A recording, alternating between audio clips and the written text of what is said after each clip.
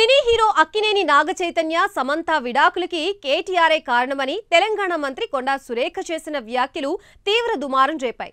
తనపై సోషల్ మీడియాలో అసభ్య పోస్టు పెట్టారన్న ఆగ్రహంతో Konda Surekha BRS working president ని టార్గెట్ చేస్తూ తీవ్రంగా స్పందించారు. రాజకీయ సినీ వర్గాలు ఆమె వ్యాఖ్యల్ని ముక్తకంఠంతో ఖండిస్తున్నాయి. దాంతో యూటర్న్ తీసుకున్న సురేఖ తన వ్యాఖ్యల్ని ఉపసంహరించుకుంటున్నట్లు ప్రకటించారు. అయితే ఒక మహిళా మంత్రిగా ఇతర మహిళల్ని కించపరిచేలా కొండా సురేఖ బహిరంగంగా మాట్లాడడం పెద్ద రచ్చకే దారితీస్తోంది.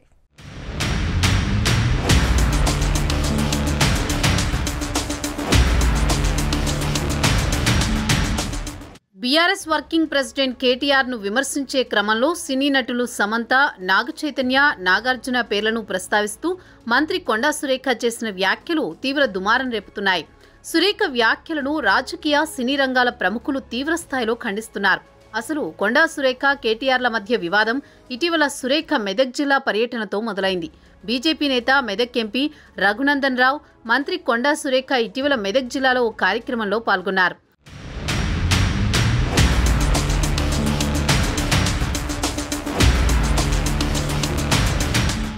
ఆ సందర్భంగా ఎంపీ రఘునందన్ రావు చేనేత కార్మికుల సమస్యలను మంత్రికి వివరించి ఆమె మెడలో చేనేత మాల ఒకటి వేశారు. దానిపై సోషల్ మీడియాలో కొందరు ట్రోల్ చేశారు. అలా ట్రోల్ చేసిన వారు బీఆర్ఎస్ వారని, వారి ప్రొఫైల్ పిక్చర్లలో బీఆర్ఎస్ నేతలు కేటీఆర్, హరీష్ రావుల ఫోటోలు ఉన్నాయని చెప్తూ ఆ ఇద్దరు నేతల ప్రోద్బలంతో వారు ట్రోల్ చేస్తున్నారన్నట్లుగా సురేఖ ఆరోపిస్తున్నారు. నూలు దండను పరిశీలించడానికి తాను చేతితో పట్టుకున్నానని, మెడలో దండ వేస్తే ట్రోలింగ్ చేయడమేంటని ఆమె ప్రశ్నిస్తున్నారు. తనను మానసికంగా వేధిస్తున్నారంటూ మీడియా సమావేశంలో ఆమె కంటతడి కూడా పెట్టుకున్నారు.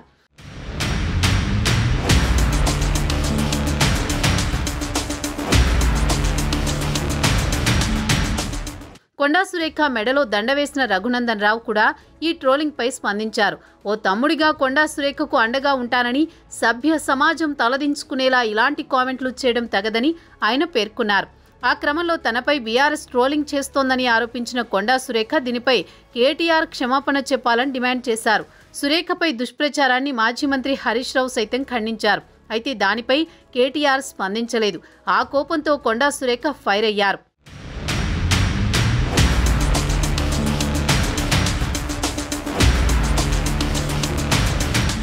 ఆ క్రమంలో నాగచైతన్య, సమంత విడాకులకు సంబంధించి కేటీఆర్పై మంత్రి కొండా సురేఖ చేసిన వ్యాఖ్యలు ఇటు రాజకీయ వర్గాలతో పాటు అటు సినీ పరిశ్రమలోనూ తీవ్ర దుమారం రేపుతున్నాయి. అక్కినేని ఫ్యామిలీతో పాటు రకుల్ ప్రీత్ సింగ్ వంటి హీరోయిన్ల పేర్లు ప్రస్తావిస్తూ ఆమె కేటీఆర్పై తీవ్ర ఆరోపణలు చేశారు. కొండా సురేఖ కేటీఆర్ ను విమర్శించే క్రమంలో సమంత, నాగచైతన్య, నాగార్జున పేర్లను ప్రస్తావించి వారి వ్యక్తిగత విషయాల గురించి మాట్లాడిన మాటలు వైరల్ గా మారాయి. దానిపై అక్కినేని కుటుంబం, సమంతతో సహా సినీ పరిశ్రమకు చెందిన పలువురు ప్రముఖులు స్పందించారు. కొండా సురేఖ క్షమాపణలు చెప్పాలని డిమాండ్ చేశారు. ఆధారాలు లేని వ్యాఖ్యలు చేస్తే మౌనంగా చూస్తూ కూర్చోబోమని హెచ్చరించారు. ఇలాంటి కామెంట్స్ బాధ్యతారాహిత్యమని ఆగ్రహం వ్యక్తం చేశారు.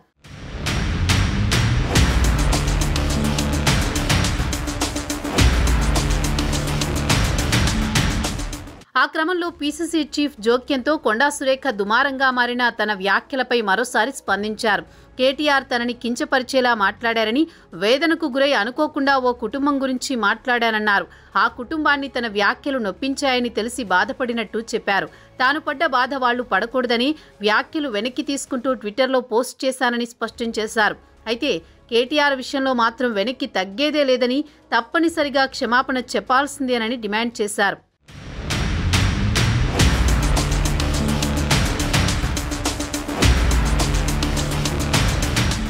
కొండా సురేఖ క్షమాపణలు చెప్పినా ఆమె రేపిన దుమారం మాత్రం సద్దుమణగడం లేదు. ఆమె వ్యాఖ్యలను ఖండిస్తూ తాజాగా మెగాస్టార్ చిరంజీవి ఎక్స్ వేదికగా పోస్టు పెట్టారు. గౌరవనీయులైన మహిళా మంత్రి చేసిన అవమానకర వ్యాఖ్యలు చూసి నేను చాలా బాధపడ్డానని, రాజకీయ నాయకులు, గౌరవప్రదమైన స్థానాల్లో ఉన్నవారు ఎంతో మందికి స్ఫూర్తిగా నిలవాలని, ఇలాంటి వ్యాఖ్యలు చేసి వారు తమ స్థాయిని తగ్గించుకోకూడదని చిరంజీవి పేర్కొన్నారు.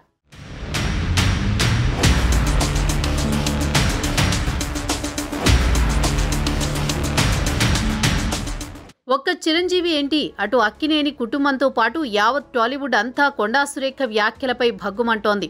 ఇప్పటికే ఈ వ్యవహారంపై నాగార్జున, నాగచైతన్య, అమల, అఖిల్, ప్రకాష్ రాజ్, నాని, జూనియర్ ఎన్టీఆర్ స్పందించారు.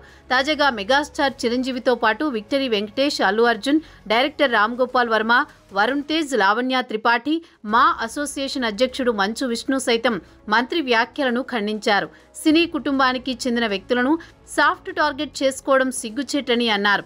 చిత్ర పరిశ్రమకు చెందిన సభ్యులపై ఇలాంటి మాటల దాడులను తామంతా ముక్తకంఠంతో వ్యతిరేకిస్తున్నామని స్పష్టం చేశారు. మరి ఈ వివాదానికి ఎండ్ కార్డ్ ఎప్పుడు ఎలా పడుతుందో చూడాలి.